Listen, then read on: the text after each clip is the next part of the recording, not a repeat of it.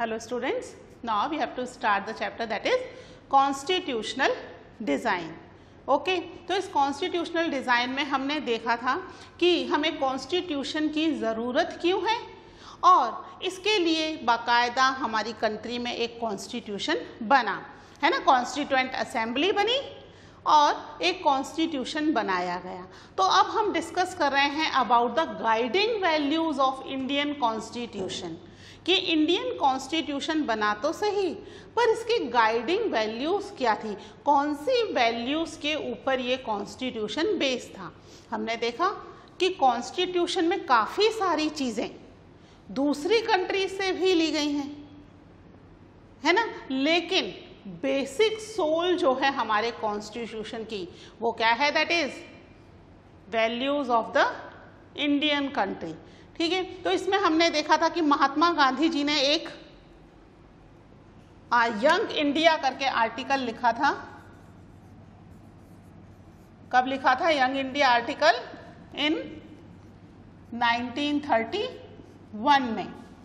ठीक है, तो इस आर्टिकल के थ्रू हमें पता चला कि Gandhi ji basically Indian constitution से क्या चाहते थे, उनकी क्या एस्पिरेशंस थी, उनकी क्या इच्छाएं थी। ओके, तो हमारी बुक में उनकी कुछ लाइंस दे रखी हैं, गांधी जी के इस यंग इंडिया आर्टिकल की कुछ लाइंस दे रखी हैं बुक के अंदर, which we have to read. ठीक है, आप 1 मिनट के लिए वीडियो पॉज कर दीजिए और अपनी बुक ओपन करके पेज नंबर 48, ठीक है, पेज नंबर 48 ओपन कीजिए। चलिए मैं इसमें से पढ़ती जाती हूं और हम डिस्कस करते हैं about the aspirations of Mahatma Gandhi. ठीक है, देखिए, I shall strive for a country for a constitution which will release India from all thraldom and patronage. thraldom मतलब स्लेवरी, गुलामी, ठीक है, उनसे, और जितने भी पैट्रोनेज थे, अलग अलग राजाओं ने इस कंट्री में अलग अलग जगहों पर अपना कंट्रोल किया था, ये सभी चीज़ें यहाँ से इंडिया से हट चुकी हैं। ना तो हम अब ब्रिटिशर्स के अंडर में हैं और ना ही कोई दूसरी कंट्री के अंडर में। तो अब हम क्या हो चुके हैं, हम फ्री हो चुके हैं और हम क्या कर रहे हैं, we shall strive for a constitution. अब हम एक कॉन्स्टिट्यूशन बनाने की तरफ बढ़ रहे हैं। Okay, I shall work for an India in which the poorest shall feel that it is their country in whose making they have an effective voice. ठीक है, मैं कैसी इंडिया चाहता हूँ जहाँ पर पोरेस्ट पीपल भी ये फील करें कि उनकी जो वॉइस है वो भी इंडिया कंट्री के अंदर बहुत इफेक्टिव है। केवल ऐसा ही नहीं अमीरों की ही सुनी जाएगी, है ना, पोरेस्ट पर्सन की भी बात यहाँ पर सुनी जाए। An India in which there shall be no high class and no low class of the people. एक ऐसी कंट्री जहाँ पर कोई हाई क्लास और लो क्लास, वही कास्ट सिस्टम था, ठीक है, या तो इकोनॉमी के बेस पर रिच और पुअर, या फिर कास्ट के अकॉर्डिंगली अपर कास्ट और लोअर कास्ट। तो यहाँ पर कोई भी क्लास सिस्टम ना हो, चाहे इकोनॉमिक बेस पर हो या सोशल बेस पर हो। An India in which all communities shall live in perfect harmony. Harmony मतलब शांति से, पीसफुली। तो एक ऐसी कंट्री जहाँ पे सारी community, India is a diverse community, बहुत सारी अलग अलग तरह की डाइवर्सिटी इंडिया में है, तो वो सभी कम्युनिटी पीसफुली, भाईचारे के साथ, एक दूसरे के साथ मिलजुल कर इंडिया में रहें। There can be no room in such an India for the curse of untouchability. ठीक है, वो नहीं चाहते कि इंडिया में अनटचेबिलिटी के लिए कोई भी जगह हो। अनटचेबिलिटी इज अ कर्स, कर्स मतलब एक खराब चीज़ है, श्राप है, जिसको इंडिया से हटा देना चाहिए। और the curse of intoxicating drinks and drugs. Intoxicating drugs और ड्रिंक्स यानी नशीली कोई भी चीज़ भी यहाँ के लोग यूज़ नहीं करें। ठीक है, untouchability as well as intoxicating drugs and drink, जिन चीज़ों की इंडिया में कहीं कोई जगह ना हो। ये क्या है इंडिया के लिए? एक बहुत ही खराब चीज़ है और इंडिया को पूरी तरीके से ख़त्म कर देंगे। ओके, देखिए आगे, women will enjoy the same rights as man, I shall be satisfy with nothing else. Women को भी पूरे राइट्स मिलें जितने मैन को मिले हुए हैं, यानी जेंडर इक्वालिटी भी हो, सोशल इक्वालिटी हो, इकोनॉमिक इक्वालिटी हो और जेंडर इक्वालिटी हो, सभी इक्वालिटीज़ हो, किसी भी तरह का डिस्क्रिमिनेशन ना हो कंट्री में। वो ये चाहते थे, इससे ज़्यादा उन्हें और कुछ नहीं चाहिए। ठीक है बच्चों, तो ये जो थे ये महात्मा गांधी जी के व्यूज़ थे। अब हम बात करते हैं हमारे कॉन्स्टिट्यूशन के जो ड्राफ्टिंग कमेटी के चेयरमैन थे, कौन थे? That was doctor B.R. Ambedkar. ठीक है, ही हिमसेल्फ वॉज अनटचेबल, है ना, वो खुद अनटचेबल थे, वो उस कम्युनिटी को ही बिलोंग करते थे और उन्होंने अपनी लाइफ में काफ़ी कुछ, just because he was untouchable तो ही फेस सो मैनी डिस्क्रिमिनेशन, और उन सबसे फाइट करके ये इस पोजीशन पर पहुंच गए कि इंडियन कॉन्स्टिट्यूशन के फादर के नाम से इन्हें जाना जाता है ना। ड्राफ्टिंग कमेटी के चेयरमैन बने और कॉन्स्टिट्यूशन को बनाया।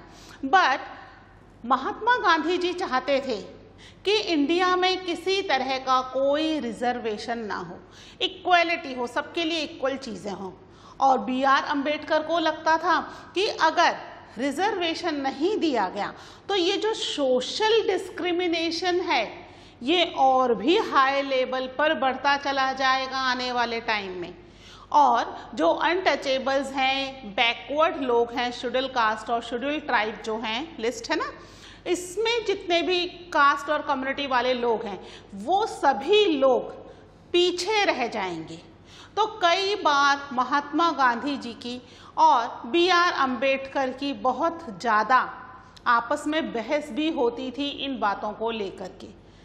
B.R. अम्बेडकर महात्मा गांधी जी से बिल्कुल भी एग्री नहीं थे और महात्मा गांधी जी B.R. अम्बेडकर जी से एग्री नहीं थे। दोनों में कई बार कड़वाहट भरे डिबेट्स और डिस्कशन भी हुए हैं, है ना, बिटरली डिबेट्स एंड डिस्कशन, जिनमें वो अपने अपने व्यूज़ को सही बता रहे हैं, एक दूसरे के व्यूज़ से बिल्कुल भी एग्री नहीं कर रहे। ठीक है, तो हमारी बुक में महात्मा गांधी जी के इस पैराग्राफ के बाद एक और पैराग्राफ दे रखा है, जब हमारा कॉन्स्टिट्यूशन इन फोर्स में आया। ठीक है, उस समय B.R. अम्बेडकर जी ने अपनी स्पीच में इस चीज़ को साफ बताया कि उन्हें ऐसा लगता है कि कंट्री इंडिपेंडेंट तो हो गई लेकिन अनटचेबिलिटी यहाँ से इतनी आसानी से नहीं जाएगी। ठीक है, क्या लिखा उन्होंने? On the 26th of January 1950 we are going to enter a life of contradiction, है ना, कॉन्ट्राडिक्शन की लाइफ में हम एंटर हो रहे हैं। In politics we will have equality. ठीक है, पॉलिटिक्स में तो भाई कॉन्स्टिट्यूशन बनाना, सबको इक्वल राइट दे दिए गए, यूनिवर्सल अडल्ट फ्रेंचाइज दे दी गई। ठीक है, and in social and economic life we will have inequality. लेकिन सोशल और इकोनॉमिक लाइफ में अभी भी क्या है? इनइक्वालिटी है। क्यों है? रिच और पुअर का डिफरेंस है, और सोशल लाइफ में अपर कास्ट और लोअर कास्ट का डिफरेंस है। यानी पॉलिटिक्स में इक्वलिटी है और जो कंट्री के अंदर एग्जैक्टली चीज़ें इम्प्लीमेंटेड हैं उसमें इनइक्वालिटी है। तो ये क्या हो गई? कॉन्ट्राडिक्शन वाला टाइम हो गया। Okay, in politics we will be recognize the principle of one man one vote and one vote one value. ठीक है, एक व्यक्ति का एक वोट होगा और हर वोट की वैल्यू कितनी होगी? एक। अब वो वोट कोई भी व्यक्ति दे, चाहे कंट्री का प्राइम मिनिस्टर दे, चीफ मिनिस्टर दे, प्रेसिडेंट दे, या एक कॉमन व्यक्ति मैं दूं, आप दो, या कोई भी और व्यक्ति दे, हर एक के वोट की वैल्यू क्या होगी? एक। एक व्यक्ति एक वोट, इससे कोई फर्क नहीं पड़ता कि वो वोट कौन डाल रहा है। ओके, सबके लिए इक्वलिटी हो गई। In our social and economic life we shall by reasons of our social and economic structure, हमारा सोशल और इकोनॉमिक स्ट्रक्चर ही ऐसा था उस समय तक। अभी भी जो हमारे बहुत ही बैकवर्ड विलेजेस हैं वहाँ स्टिल ये स्ट्रक्चर एग्जिस्ट करता है, क्योंकि हम तो सिटीज़ में रह रहे हैं, है ना। अर्बन एरियाज़ में हमें ये नहीं पता कि हमारा नेक्स्ट डोर जो हमारा नेबर है वो कैसा है, क्या है, तो हमें अनटचेबिलिटी का क्या पता होगा, है ना। हम शहरों में ये चीज़ें नहीं चल रही हैं, ख़त्म हो चुकी हैं, लेकिन विलेजेस में स्टिल ये चीज़ें एग्जिस्ट हैं, और उस समय 70 साल पहले तो बहुत ज़्यादा थी। तो according to B R Ambedkar हमारा सोशल और इकोनॉमिक स्ट्रक्चर ही ऐसा है जिसकी वजह से क्या हो रहा है, continue to deny the principle of one man one value, जिसकी वजह से हम सोशल और इकोनॉमिक लाइफ में वन मैन वन वैल्यू वाला सिस्टम इम्प्लीमेंट नहीं कर सकते। समझ रहे हो आप कि पॉलिटिक्स में तो राइट्स दे दिए, इट इज रिटन, अब कोई उसको डिनाई नहीं कर सकता है, everyone has to follow it. Social और इकोनॉमिक लाइफ में थोड़ी कुछ रिटन है ना, वहाँ तो जो सिस्टम चलता चला आ रहा है सदियों से उस चीज़ को फॉलो करेंगे और उसके हिसाब से क्या हो जाएगा, वही पुराना सिस्टम अनटचेबिलिटी, है ना, वो सिस्टम कंटिन्यू चलेगा। फिर इससे क्या होगा, how long shall we continue to live this life of contradiction, कब तक हम इस तरह की डबल लाइफ जीते रहेंगे। How long shall we continue to deny equality in our social and economic life, if we continue to deny it for long we will do so only by putting our political democracy in peril। ठीक है, अगर ऐसा continue होता है कि politics में तो भाई इक्वल राइट दे दिए गए हैं, चल रहा है, सोशल और इकोनॉमिक स्फीयर में जब तक इक्वलिटी नहीं होगी तब तक कंट्री प्रॉपरली ना तो डेवलप कर पाएगी, और प्लस आने वाले टाइम में पॉलिटिकल जो इक्वालिटी है वो भी खतरे में आ जाएगी। उसके लिए भी it is a very serious danger कि आने वाले टाइम में ऐसा ना हो कि जो रिटर्न इक्वालिटी है वो भी ख़त्म हो जाए। ठीक है, तो यहाँ पर ये जो आपस में दोनों के विचार हैं वो बिल्कुल भी मेल नहीं खा रहे। कहाँ तो महात्मा गांधी जी, यंग इंडिया किसने लिखी थी, महात्मा गांधी जी ने।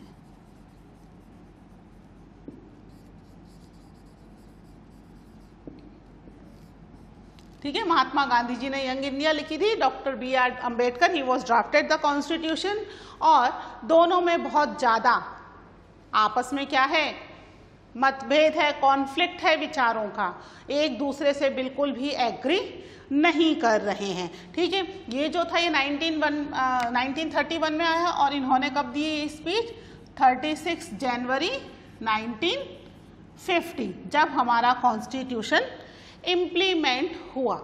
इसके अलावा एक बहुत ही फेमस पंडित जवाहरलाल नेहरू जी की स्पीच भी है, ठीक है, जो उन्होंने इंडिया के इंडिपेंडेंट होने पर दी थी 15 अगस्त 1947, और वो टाइम कौन सा था, दैट वाज द मिडनाइट, आधी रात का समय था, क्योंकि इंडिया और पाकिस्तान का जो सेपरेशन हुआ 14 अगस्त को पाकिस्तान बिल्कुल सेपरेट हो चुका था, और 15 अगस्त को इंडिया। तो वो जो मिडनाइट थी 14 की रात और 15 की आने वाली सुबह, उस दिन रात को उधर पाकिस्तान ने अपना इंडिपेंडेंट सेलिब्रेट किया और इधर इंडिया ने अपना इंडिपेंडेंट सेलिब्रेट किया। तो उस समय पंडित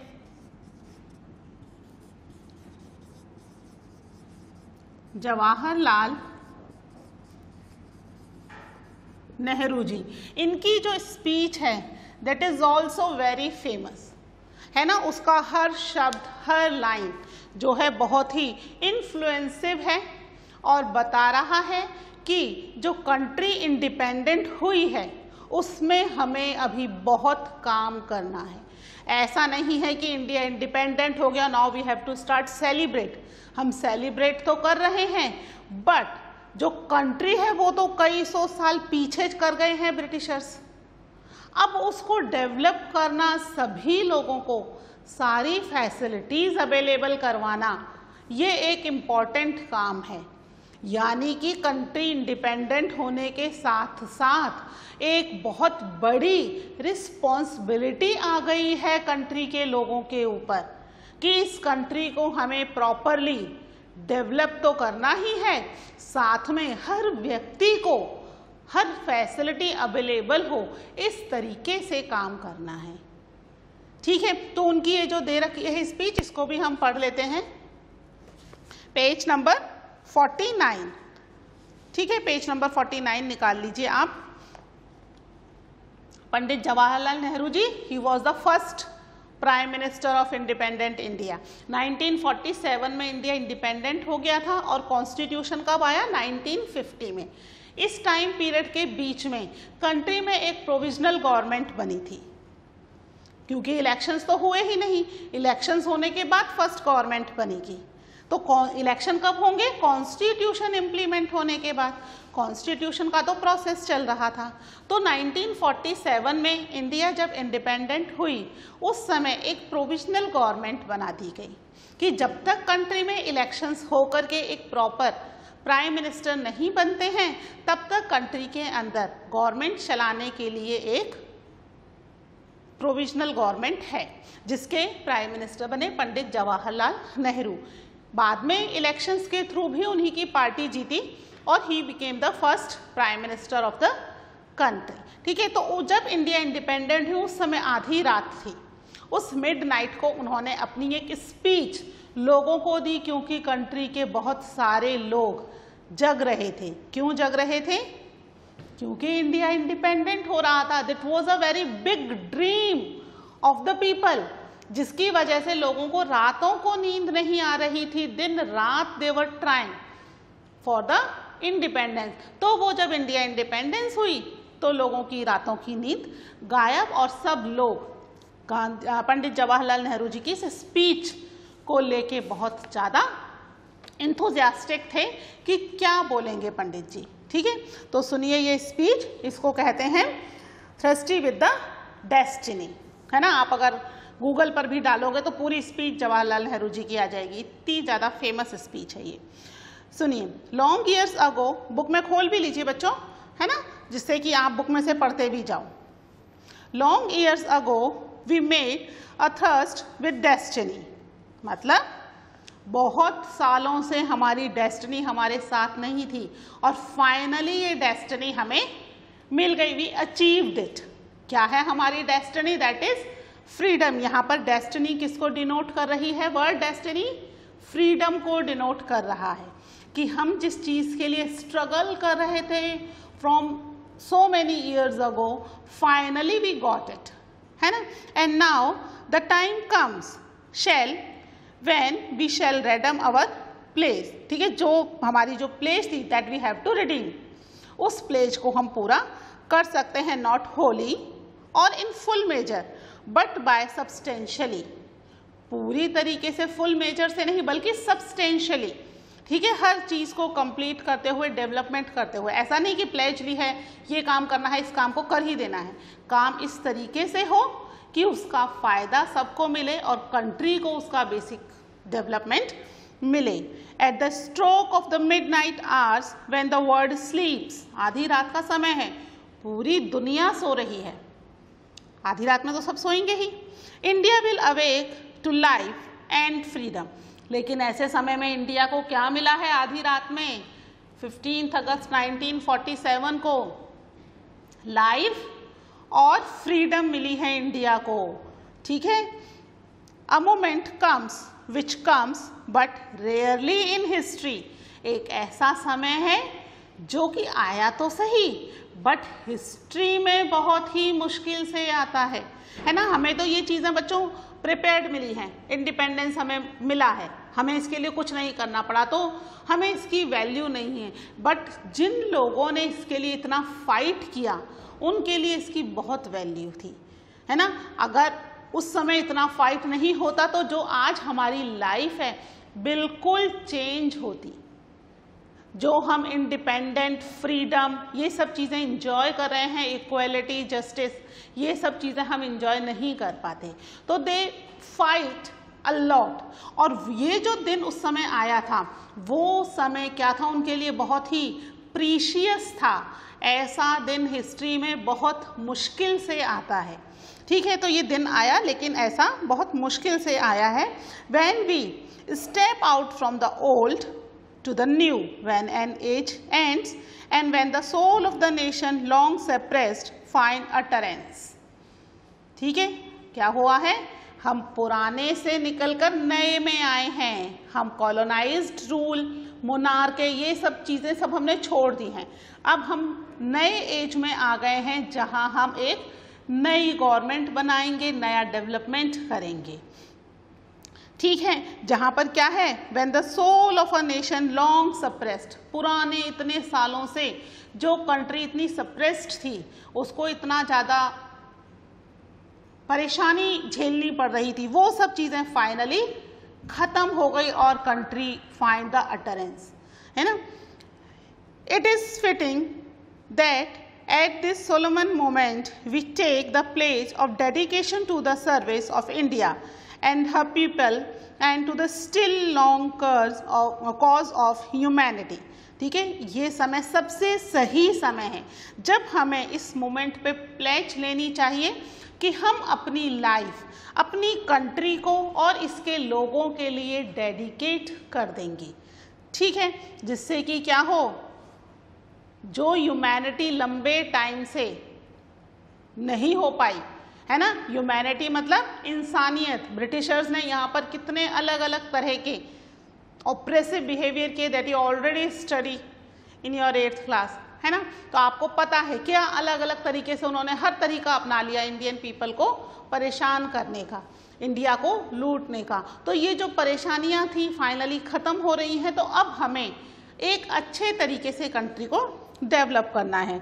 फिर देखिए, freedom and power bring responsibility. ठीक है, इंडिया इंडिपेंडेंट हो गया, पावर मिल गई है हमें।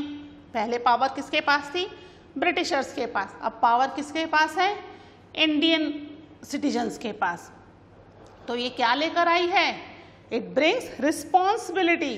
ठीक है, the responsibility rest upon this assembly, a sovereign body representing the sovereign people of India. ठीक है, सोवर्जियन बॉडी मतलब बच्चों, ये शब्द का मतलब है कि India will take the decision by themselves, यानी अभी तक इंडिया के लिए सारे डिसीजन ब्रिटिशर्स ले रहे थे। अब इंडिया बिकेम इंडिपेंडेंट, तो इंडिया बिकेम अ सोवर्जियन कंट्री, जहां जितने भी डिसीजन इससे रिलेटेड हैं वो सब इंडियन गवर्नमेंट, इंडियन सिटीजन्स ही लेंगे, यानी आउटसाइडर्स इसके कोई भी डिसीजन नहीं लेगा। ठीक है, before the birth of freedom we have endured all the pains of labor and our heart are heavy with the memory of this sorrow। जितना भी हमने सफ़र किया है, जितनी भी हमने परेशानियां झेली हैं, हमारा दिल उन सब परेशानियों से भरा हुआ है, वो सब मेमोरीज हमें हैं। ठीक है, some of those pain continue even now, और अभी भी उसमें कुछ पेन है। कितने परिवारों के बच्चे मारे गए थे, है ना। बहुत सारे इंडिया और पाकिस्तान के सेपरेशन की वजह से बहुत लोग इंडिया से पाकिस्तान और पाकिस्तान से इंडिया, इन सब में इधर उधर लोग हुए, कुछ सेटल हो गए, कुछ लोग मिसिंग हो गए, काफ़ी लोग मारे गए। तो ये सब दुख अभी भी है, एज सच ख़त्म नहीं हुई परेशानियाँ। इंडिपेंडेंट मिलने का मतलब ये नहीं कि परेशानियाँ ही ख़त्म हो गई, तो परेशानियाँ अभी भी हैं। Nevertheless the past is over and it is the future that beckons to us now. Past over नहीं हुआ, लेकिन फ्यूचर जो है वो हमारे लिए वेट कर रहा है, हमें इनकरेज कर रहा है to take the decision for the development of country. ठीक है, फिर देखिए नेक्स्ट पैरा में, that future is not one of the ease or resting but is incessant striving so that we may fulfil the pledge we have so often taken and one way shall take today. ठीक है, तो अब ये जो future है ये rest करने का नहीं है। हमने जो प्लेज पहले ली थी और आज फिर से ले रहे हैं। इन प्लेज को फुलफिल करने का टाइम आ गया है। ठीक है, अभी तक हमें ब्रिटिशर्स के हिसाब से काम करना था, अब हम हमारे पास खुद के पास पावर है। Now we can fulfil the pledges जो हमने इतने सालों में टाइम टू टाइम ली है। और इवन आज ऑन द 15th अगस्त 1947 को वापस से they were taking the pledge for the development of the country. ठीक है, now the service of India means the service of the millions who suffer. India के service का मतलब क्या है? उन सभी लोगों की सर्विस करना जो लोग सफ़र कर रहे हैं। It means the ending of poverty and ignorance and disease and inequality of opportunity. ठीक है, इसका मतलब क्या हुआ? सर्विस क्या करनी है हमें कि कंट्री में जितनी भी पॉवर्टी है, इग्नोरेंस है, डिजीज़ है, अपॉर्चुनिटी की इनइक्वालिटी है, ये सब चीज़ें ख़त्म करनी है। कंट्री में सब इक्वल हो, सोशल इक्वालिटी हो, ठीक है, सबको इक्वल अपॉर्चुनिटी मिले, ये चीज़ें हमें देखनी है। The ambition of the greatest man of our generation, who is that greatest man? That was Mahatma Gandhi. ठीक है, has been wipe every tear from every eyes. ठीक है, हमारे टाइम का जो ग्रेटेस्ट मैन थे महात्मा गांधी, उनका इच्छा थी कि हर आंख से आंसू पोंछे जाएं। They may be beyond us but as long as there are tears and suffering so long our work will not be over. ठीक है, यानी ये आंसू पोंछना हमारे लिए, हर आंख से आंसू पोंछना तो पॉसिबल नहीं है, लेकिन जब तक हम ऐसा नहीं कर सकते तब तक क्या है, हमारा काम कंप्लीट नहीं होगा। इसका मतलब तब तक क्या करना है, कंट्री को डेवलप करने के लिए, लोगों को बेसिक राइट्स देने के लिए कंटिन्यू वर्क करते रहना है। बिकॉज फ्रीडम और पावर क्या लेकर आया है? रिस्पॉन्सिबिलिटी लेकर आया है। रेस्ट करने का टाइम खत्म हो चुका है। ठीक है, this is the speech of Pandit Jawaharlal Nehru जो उन्होंने 15 अगस्त 1947 को मिडनाइट में दी थी। ठीक है, लोगों के रोंगटे खड़े हो गए थे और हर आंख से आंसू बहने लगा था इस स्पीच को सुन करके। ठीक है, तो इस स्पीच के साथ ही आज का लेक्चर हम कंप्लीट करते हैं। हम आगे का पढ़ेंगे in the next lecture. Till then take care, bye.